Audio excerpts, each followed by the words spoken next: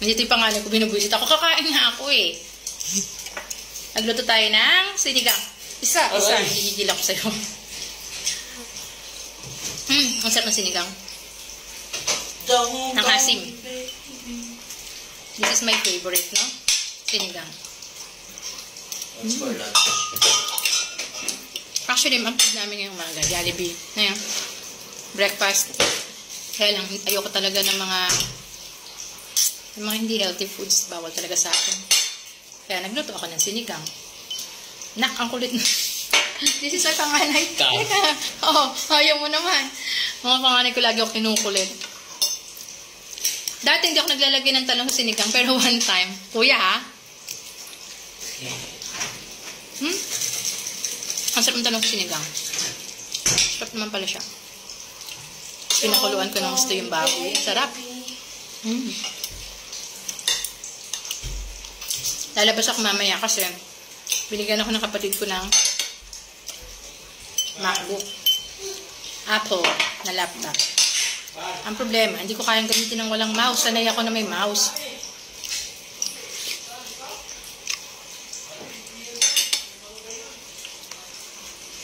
Pumunta ako palengke. Ang dami kong biniling mga sweets.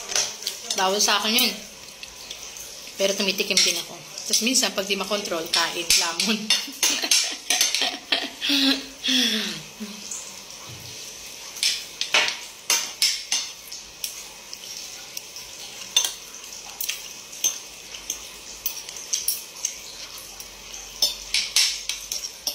Masarap talaga ng sinigang. I love it.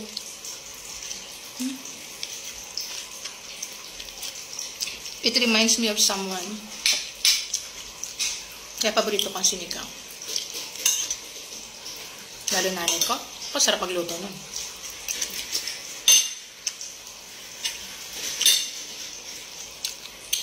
You know, I discovered na mataas ang tolerance ko sa chili. Ayoko na sa chili yung buto.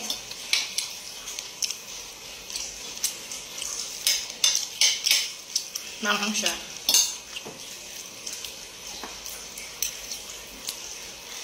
I also love kangkong. Kain po tayo.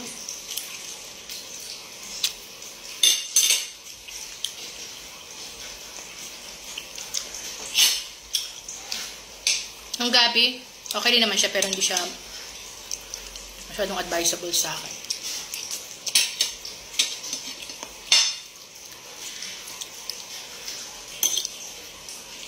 Gusto ko yung mga local vegetables kasi mga vegetables na galing sa Baguio.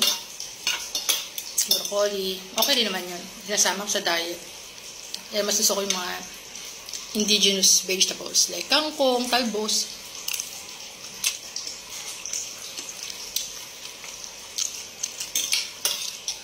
Pero ang pipino, part siya ng regular diet ko.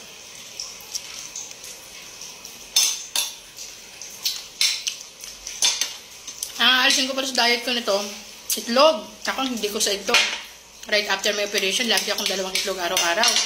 Kasi, nung ako nag-radioactive iodine therapy, naglugos yung buko nun eh. Kaya hindi ko pinapariban hanggang ngayon eh. Pero naka-3 treatment ito since last year. Sinama ko ang itlog sa diet ko. Kaya hindi talaga siya okay. Yung mga manok sa itlog, nakakadami daw ng bukol. Po! June. June 2. Bunso ko. Apo.